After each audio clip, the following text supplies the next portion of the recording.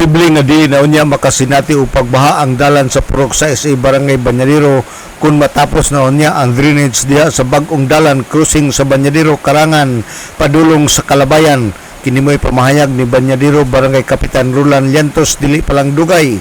Matod pa niya nga nagpasa na sila og resolusyon sa syudad para sa drainage nga mo-connect sa drainage sa bagong dalan padulong sa Kalabayan. Diyos may dito og resolution para sa drainage canal na to diya sa along bida ka ng paingon dalan paingon dito Kalabayan. Oo, diya na Kaya pita. ang itabo anak karon nganong dako nganong kusog ang volume sa tubig ya. Masabsan mo na to kay ang kanang ilang kanal nga gibuhat ang neuron wala pa gyud na-connect. Murag maputol na siya pag-abot sa dalan. Maputol siya mo nang ang volume sa tubig murag padulong mugawas gyud padulong sa dalan. Parang sa ako ang pananaw kung ma-connect na siya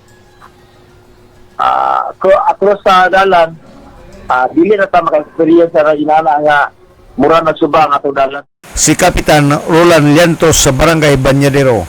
Gitausab sa kapitan nga sa miaging tuig 2024 aduna nay dili muminos usa ka gatos ka solar light sa matag purok sa Barangay Banyadero og kini napahimuslan na sa katawhan og karong tuig 2025 adunay additional nga solar light nga adto kini ipahimutang sa purok 8 padulong sa nahimutangan sa bag-ong nahuman nga building sa Sikan Provincial Mobile Force Company.